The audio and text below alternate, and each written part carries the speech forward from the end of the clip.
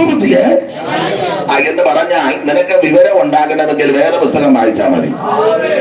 സ്തോത്രം. ജീവൻ പോയാ വായിക്കുകയല്ല, അതിനെ മുഴുവൻ വിവരൊക്കെ ഇടുക. സ്കൂളിൽ പഠിക്കാനൊത്തില്ല, അല്ലെ ഉഴപ്പി, അല്ലെ അന്നൊത്തില്ല. ഇനിയിപ്പം ഭാരപ്പെട്ടിട്ട് കാര്യവും. ഇനിയിപ്പൊ ചെയ്യേണ്ട മാർഗം വേദപുസ്തകം വായിച്ചോണം. വേദപുസ്തകം വായിച്ച് ധ്യാനിച്ച് ഇത് മുഴുവൻ ഹൃദയസ്ഥമാക്കിയാൽ നിന്നെ വെല്ലാൻ ഒരുത്തനും കാണുകയാണ്. ഇത് അല്പബുദ്ധി ഒന്നുകൂടെ വായിച്ച ഇത്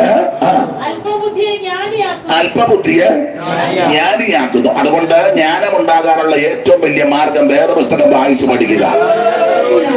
സ്തോത്രം. അവസരം കിട്ടുമ്പോഴെല്ലാം വേദപുസ്തകം വായിച്ചോണം. അതിന് നേരമില്ലല്ലോ പലർക്കും. അവസരം കിട്ടുമ്പോഴെല്ലാം മൊബൈലിൽ പണിയാ. സ്തോത്രം. അവസരം കിട്ടുമ്പോഴെല്ലാം നല്ല കാര്യമാണെന്നേ കുഴപ്പമില്ല. കാണുന്നത് മുഴുവൻ കൊന്തറാക്കൊള്ളിയ സിനിമയുടെ. പിന്നെ സംസാരിക്കുമ്പോൾ സിനിമയുടെ ഡയലോഗല്ലേ പറയുന്നത്. ഞാൻ ചിലരെയൊക്കെ നോട്ട് ചെയ്യാറുണ്ട്. പിന്നെ ഞാൻ പൊട്ട കളിച്ചിരിക്കും അറിയാത്ത രൂപത്തില്. നിന്റെ അകത്ത് മുഴുവൻ ഇരിക്കുന്നത് ഇതാണ്. പിന്നെ ഈ ഞായറാഴ്ച മാത്രം വരുമ്പോ നീയെ കിടന്നിങ്ങനെ കൊട്ടപ്പാളക്കകത്ത് വള്ളത്തിയെ പിടിച്ചിട്ട പോലെ കുട്ടനാട്ടുകാർക്കറിയാം. മുടിച്ച പാലായിട്ട് ഈ വള്ളത്തിയെ പിടിക്കിടാന്ന് ഞായറാഴ്ച വന്ന് കിടുകിട അടിച്ചിട്ടൊന്നും കാര്യമില്ല. നീ വണ്ടിയിലിരിക്കുമ്പോഴും മഴ നനക്കുമ്പോഴും വീട്ടിലിരിക്കുമ്പോഴും നിന്റെ അകത്തിൽ നിന്ന് വരേണ്ടത് ന്യായപ്രമാണമാണ്.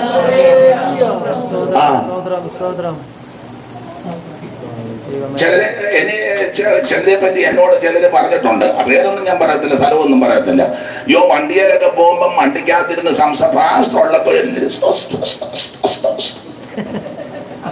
പാസ്റ്റർ വണ്ടിക്കകത്തുള്ളപ്പോ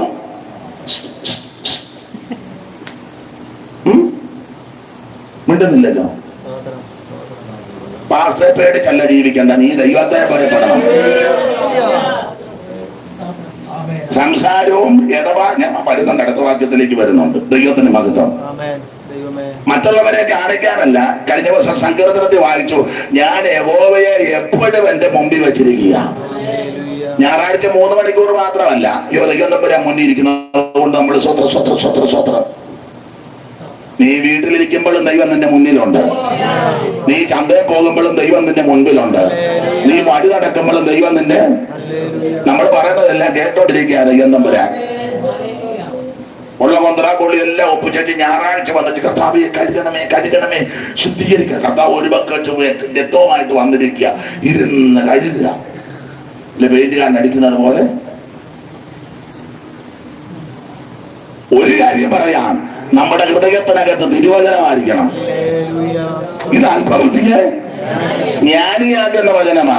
ദൈവത്തിന് സംസാരം കേൾക്കുമ്പോൾ അറിയാം ആത്മീയനാണോ ഇല്ലയോ എന്ന്. അല്ല, മറുഭാഷ കാട്ടാണ്ടിൽ നിന്ന് പിടികിട്ടില്ല. കള്ളനും മറുഭാഷ പറഞ്ഞില്ലേ? മറുഭാഷ കേട്ടുണ്ടെന്നോ ആത്മീയരാന്ന് പറഞ്ഞാൽ ഒക്കത്തില്ല. വെള്ളവസ്ത്രം മാത്രം ധരിച്ചോണ്ടിരുന്നാണെന്ന് ആത്മീയരാണ്. തള്ള വെള്ള തുണിയാ കൊടുക്കുന്നത്. ഏത് തള്ളയാന്ന് നിങ്ങൾക്കറിയാം. അപ്പൊ ഇതിലൊന്നും പറയണ്ട. തള്ളയും വെള്ള തുണിയാ. 5 മീറ്റർ വെള്ള തുണി മേടിച്ചാലൊന്നും ആത്മീയരാകുകയല്ല. സ്തോത്രം. വലിയ അക്ഷരമുള്ള ബൈബിളുമായിട്ട് ഇറങ്ങിയത്. വലിയ അക്ഷരം. പിന്നെ ഉള്ളിൽ ഇരിക്കുന്ന ബൈബിൾ വലിയ ബൈബിളാ. ആത്മീയരാകത്തില്ല. നമ്മുടെ അകത്തിൽ നിന്ന് വരുന്ന കേൾക്കുമ്പോൾ അറിയാം ആത്മീയനാണെന്നോ ഇല്ലയോ ആണ്. അത് ഞായറാഴ്ച മാത്രം കേട്ടോണ്ട് വിധിക്കരുത്. 3 മണിക്കൂറത്തെ ശബ്ദം കേട്ടോണ്ട്, സംസാരം കേട്ടോണ്ട് ആത്മീയരാന്ന് വിധിക്കരുത്. 21 മണിക്കൂർ എന്നാന്ന് ചിന്തിക്കണം. ബാക്കി 21 മണിക്കൂർ അകത്തേ തന്നെ വരുന്നത്. അതാ ആത്മീയനാന്ന് അറിയുന്നത്. മിണ്ടുന്നില്ലല്ലേ? ഉണർവെല്ലാം പോയെന്ന് വേദമായിട്ട് ഇളകണ്ട ചുമ്മാ ഇരുന്നാ മതി. ചുമ്മാ എന്തിനാ കിടന്ന് ഇളകുന്നത്? അവസാനം കിടന്ന് ഓരോന്ന്. ഇപ്പൊ നിങ്ങൾ ചിന്തിക്കുക, നാളെ രാവിലെ കാണിച്ചു തരാം, ഞങ്ങൾ ഒരെണ്ണം വരത്തില്ല, ഇന്ന് രാവിലെ എല്ലാവരോടും വിളിച്ചു പറയാം, അയാൾ തന്നെ ഇരുന്ന് പ്രാർത്ഥിച്ചോളും. ആരും സ്തോത്രം. ഞാൻ എന്നെയും കൂടെ പ്രതിയാക്കിയാ പറയുന്നത്. നമ്മുടെ വായിലെ വാക്ക് കേൾക്കുമ്പോൾ അറിയാം ആത്മീയമാണോ അല്ലയോ എന്നറിയാം. അല്ലാതെ ഞായറാഴ്ച വന്ന് മറുഭാഷ കേട്ടാലൊന്നും വിധിക്കരുത്. നല്ല കോള് കൊള്ളിച്ച് പ്രാർത്ഥന. എന്തോ പ്രാർത്ഥനയാ ഒന്നും കേട്ടല്ല. അകത്തിന്ന് വരുന്നത് കേൾക്കുമ്പോൾ അറിയാം അകത്തന്നതാണ്. നല്ല മനുഷ്യൻ നല്ല നിക്ഷേപത്തിൽ നിന്ന് നല്ലത് പുറപ്പെടുവിക്കും. അകത്തിന്ന് വരുന്ന കേൾക്കുമ്പോൾ അറിയാം. ഞാൻ അങ്ങനെ ആൾക്കാരെ മനസ്സിലാക്കണം, അല്ലാതെ മറുഭാഷ കേട്ടോണ്ടൊന്നുമല്ല, കയ്യടി കണ്ടോണ്ടൊന്നുമല്ല, അല്ലുലിയാളുടെ ശബ്ദം കേട്ടോണ്ടൊന്നുമല്ല. ഉച്ചസ്ഥായി പാടുക, എന്തോ പാട്ടാ, നമ്മളവരുടെ ഒപ്പം ഒന്നും പിടിക്കുകയല്ല. അങ്ങനൊന്നും അല്ല ആത്മീയരാന്നറിയുന്നത്. എന്തോ ഞങ്ങൾ നോക്കി ഒന്ന് പിടിക്കാൻ, അവസാനം ഞങ്ങൾക്ക് ശ്വാസം മറ്റുള്ളവന്റെ ജാതം പൊട്ടിക്കുന്നതാണോ ആത്മീയം? 99 എണ്ണം കൂടെ ജാതം പൊട്ടുക, 2 പേര് മാത്രം ഇരുന്ന് എന്നെ നിങ്ങൾക്ക് മനസ്സിലാകാതെയാണോ? പൊട്ടം കളിപ്പിക്കുകയാണോ? പാട്ടിന്റെ ശബ്ദം കേട്ടോ, മറുഭാഷയുടെ ശബ്ദം കേട്ടോ, പ്രസിന്റെ മെച്ചം കൊണ്ടോ, അവൻ ഇരിപ്പോ ഒന്നും കണ്ടല്ല, അകത്തിന്ന് വരുന്ന കേൾക്കുമ്പോൾ അറിയാ ഞാൻ നീ ആത്മീയനാണോന്ന്. നിന്റെ അകത്ത് എന്റെതാന്ന് അത് ഈ 3 മണിക്കൂർ കൊണ്ടല്ല, 21 മണിക്കൂറത്തെ അറിയണം. മിണ്ടുന്നില്ല. 2 പേര് തമ്മിൽ സംസാരിക്കുമ്പോൾ അറിയാം ആത്മീയനാണോ ഇല്ലയോ. എന്തുകൊണ്ട് വിശേഷം? സൗഖ്യമാണെന്നല്ലോ, സഭയൊക്കെ നന്നായിട്ട് പോകുന്നില്ല, കുഞ്ഞുങ്ങളെല്ലാം അഭിഷേകം പ്രാപിച്ചോ, എന്തുകൊണ്ട് വിഷയം? ഇതൊക്കെ ആത്മീയരുടെ. അല്ലാതെ നമ്മൾ മറ്റേ കാര്യം അറിഞ്ഞായിരുന്നോ? മറ്റേ കാര്യം ഞാൻ മൊത്തം അറിഞ്ഞില്ല, നേരത്തെ പോകുന്നതുകൊണ്ടൊന്നും അറിയാൻ എന്നെ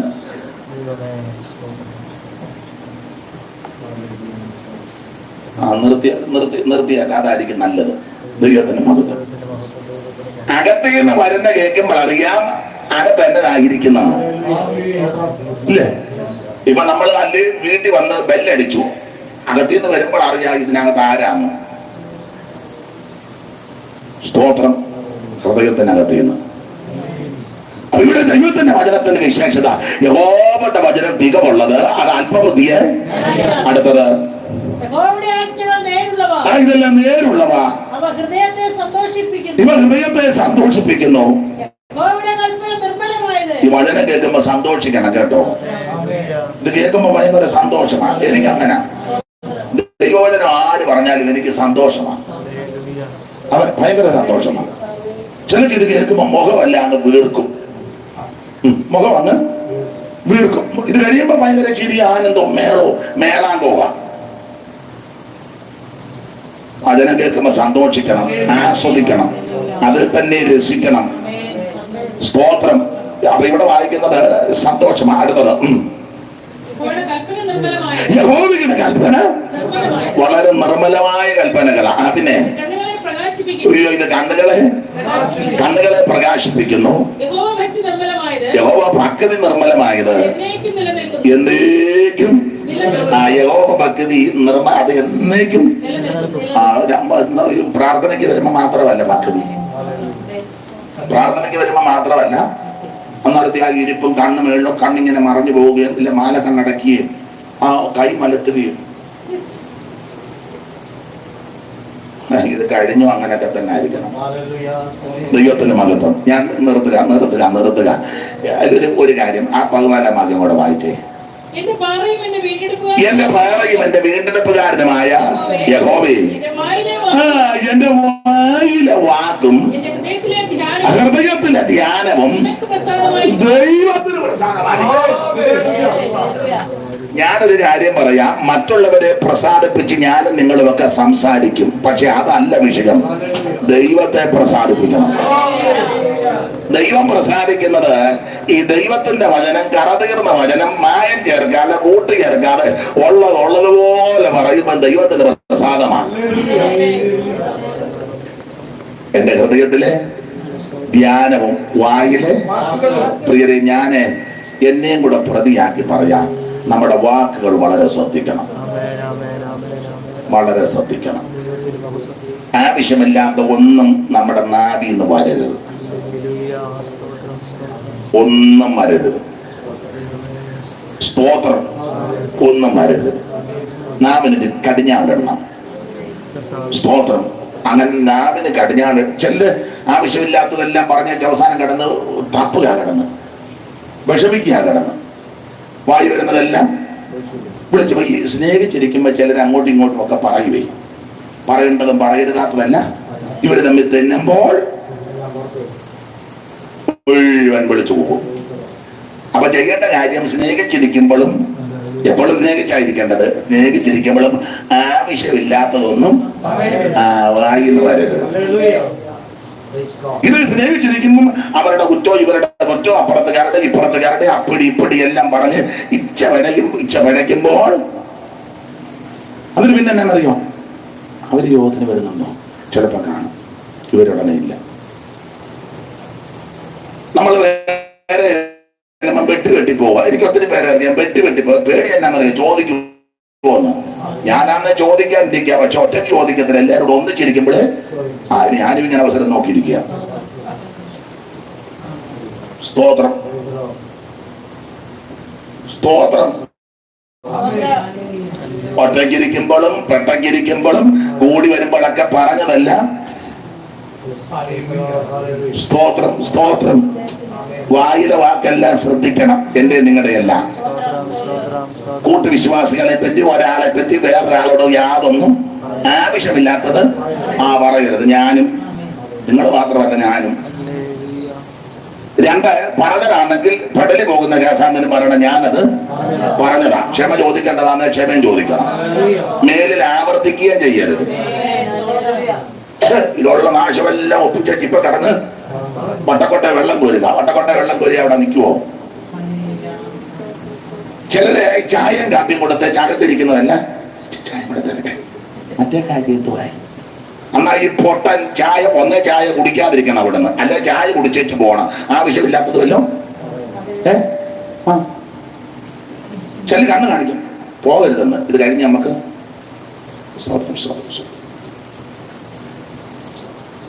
എന്നാ നിങ്ങൾക്കല്ല, നിങ്ങൾ അങ്ങനെ ചെയ്യുന്നുണ്ടോ? നിങ്ങൾ ഇങ്ങനെ ഇരിക്കുന്നേ. അതാ ഞാൻ തുടക്കത്തിൽ പറഞ്ഞ കോഴി കട്ടവന്റെ തല. ഏത് വീട്ടിലും ഇരിക്കാം, എത്ര മണിക്കൂറും ഇരിക്കാം, എത്ര ദിവസവും ജീവിക്കാം. ഞാന് തിരുവല്ലായിലെ റിനി പാസ്റ്ററുടെ വീട്ടിലെ ഏതാണ്ട് എന്റെ ഓർമ്മ ശരിയൊക്കെ ഒരു 10-16 കൊല്ലം താമസിച്ചു. 16 കൊല്ലം ആ വീട്ടില്. ഒരു ചെറിയ ഇതുപോലൊരു ചെറിയ വീട്, 2 മുറി, ഒരു അടുക്കളയും, പിന്നെ കന്നാലിക്കൂടുമൊക്കെയാണ്. 2 പെൺകുട്ടികളുണ്ടായിരുന്നു ഇവിടെ, അനിതയും സുനിതയും. അവരെ അന്ന് വിവാഹം കഴിച്ചിട്ടില്ല. റെനി എൻ്റെ കൂട്ടുകാരനാണ്, നമ്മുടെ റെനി പാസ്റ്റർ ഇപ്പൊ മദ്രാസിലെ. എൻ്റെ ഓർമ്മ ശരിയെങ്കിൽ 16-15 കൊല്ലം ആ വീട്ടിൽ താമസിച്ചു. നിങ്ങൾ എപ്പോഴേലും പോയി ചോദിക്കും, ഞാൻ മുഖാന്തരം ആ വീട്ടിലെ എന്തെങ്കിലും ഒരു അഭിപ്രായ വ്യത്യാസം അവര് ചോദിച്ചു പോകണം.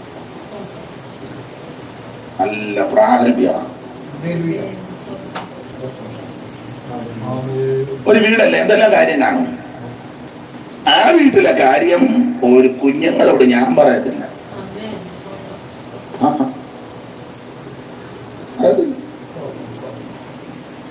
ഇളയവളെ സുനിതയ്ക്ക് കല്യാണം ആലോചിക്കാൻ പോയത് അവിടെ മാമൂട്ടിലെ മണിച്ചായന്റെ മകൻ ബിജുവാണ്. അപ്പം ആ ബിജുവിന്റെ അനിയനാണ് കുഞ്ഞമ്മാമ്മയുടെ മൂത്ത മോളെ കെട്ടിയേക്കുന്നത്. ബിജുവിന്റെ അനിയന്, മൂത്തവന് മുണ്ടത്താനത്ത് കെട്ടി, രണ്ടാമത്തെ ബിജുവാണ് സുനിതയെ കെട്ടിയത്. അതിലുള്ളത് റോയിയാണ് കുഞ്ഞമ്മാമ്മയുടെ മോളെ കെട്ടിയത്. 4മത്തവന് ബിനു, അവനെ TPMലെ ഒരു സഹോദരിയെ വിവാഹം ചെയ്തു. ഇളയവനെ ജോജോ, അവനും വിവാഹം കഴിച്ചു. ഒരു പെണ്ണുണ്ട്, അവള് മദ്രാസില. അപ്പൊ കല്യാണം ആലോചിക്കാൻ പോയി. അച്ഛൻ ഉഞ്ഞുട്ടിച്ചാനുണ്ട്, എല്ലാവരും ഉണ്ട്. അപ്പം കാര്യമൊക്കെ പറഞ്ഞപ്പോ അമ്മാമ്മ പറഞ്ഞത്, മോൻ ഞാൻ പറയാം, വാക്കുറപ്പിക്കാം. ഞാൻ അവരുടെ കുടുംബത്തിൽപ്പെട്ടതല്ല, എന്നെ അമ്മാമ്മ പ്രസവിച്ചതല്ല, യാതൊരു ബന്ധവും ഇല്ല, ഒന്നുമില്ല. റെനി പറഞ്ഞു, പാസ്റ്റർ അതിനെ അങ്ങനെ പറയാൻ കാര്യം.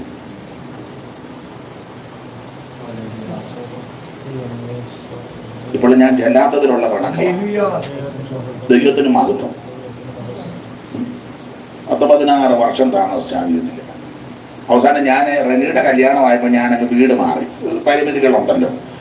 കല്യാണം ആലോചിക്കാൻ പോയപ്പോഴും ഞാൻ മുണ്ടക്കയത്ത് പുലിക്കുന്നില് പാക്കുമൊക്കെ പറഞ്ഞുറപ്പിച്ച ഞാനാ.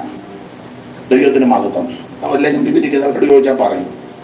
അവസാനം കല്യാണത്തിന്റെ ഡേറ്റ് ആയപ്പോൾ ഞാൻ പറഞ്ഞ അമ്മാമേ ഞാനിവിടെ നിന്ന് മാറണം. അയ്യോ ഇല്ല മാറത്തില്ല, നമുക്ക് ഇപ്പുറം ഒരു ചായപ്പ് വെക്കാന്ന്. വീടിനോട് ചേർന്ന് എന്നാലും വിടുകയില്ലായിരുന്നു. 1-2 കൊല്ലമല്ല താമസിച്ചത്, 16 കൊല്ലം.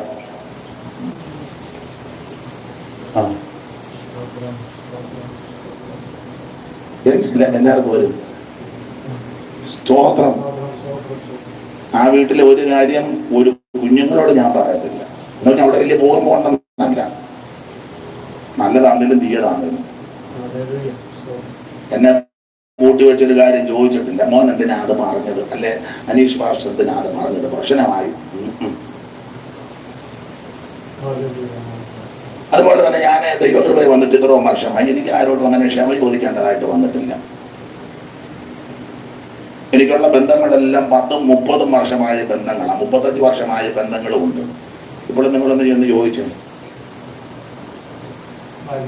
ആദ്യത്തെ 1 കൊല്ലം എടുത്ത് തോളലോട്ട്, 2-ാം കൊല്ലം പുറത്തോന്ന് താഴോട്ടാണ്, 4-ാമത്തെ കൊല്ലം അവന്റെ നെഞ്ചത്തൂടെ പാണ്ടിലൂടെ കയറി.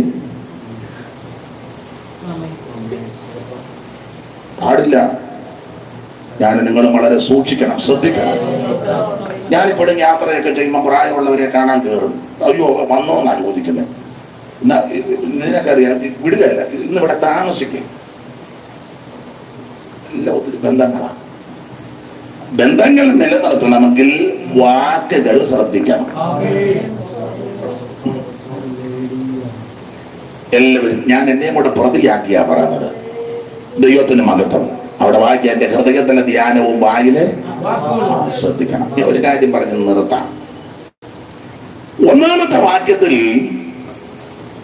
ആകാശം ദൈവത്തിന്റെ, ദൈവം എന്ന് പറഞ്ഞതേ ഉള്ളൂ. ആകാശം ദൈവത്തിന്റെ എന്ന് പറഞ്ഞ 1-ാം വാക്യം വായിക്കുമ്പോ തോന്നും ഈ പറഞ്ഞ വ്യക്തിക്ക് ദൈവമായിട്ട് അങ്ങനെ വലിയ ബന്ധമൊന്നുമില്ല. ആകാശം ദൈവത്തിന്റെ. പക്ഷേ ഒടുവിലത്തെ വാക്യം ഒന്ന് ശ്രദ്ധിച്ചേ. എന്റെ പാറയും എന്റെ വീണ്ടെടുപ്പുകാരനും. കണ്ടോ ബന്ധം വന്നത്? 1-ാമത്തെ വാക്യം ആകാശം ദൈവത്തിന്റെ, ബന്ധമില്ലാത്ത രീതിയിലാണ് പറഞ്ഞത്, ആകാശം ദൈവത്തിന്റെ.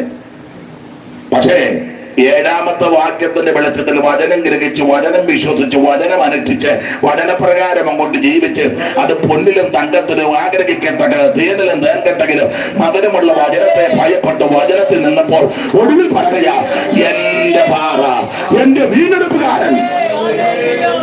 ഓ ദൈവത്തിന് മഹത്വം, മഹത്വം, മഹത്വം, മഹത്വം. കരമുയർത്തി ദൈവത്തെ ആസ്വദിക്കാം. പാറ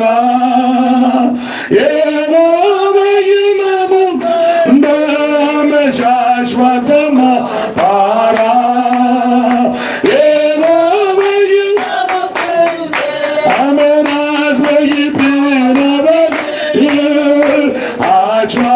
ആശ്വാസത്തിനകല് ആശ്രയിപ്പിനവന്, ആശ്വാസത്തിനായി നമ്മുടെ ദൈവത്തെ വലിയ ദൈവം. നമ്മുടെ വലിയ ദൈവം. ഓ അമയാഗീന്തിരുനാം ബലമേറിയവീന്തിരുനാം.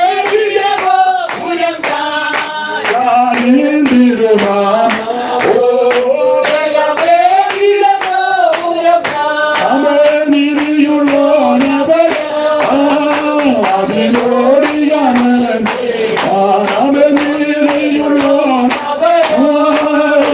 അതിലോടിയാണ്.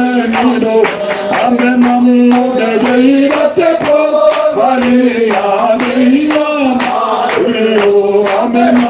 നമ്മുടെ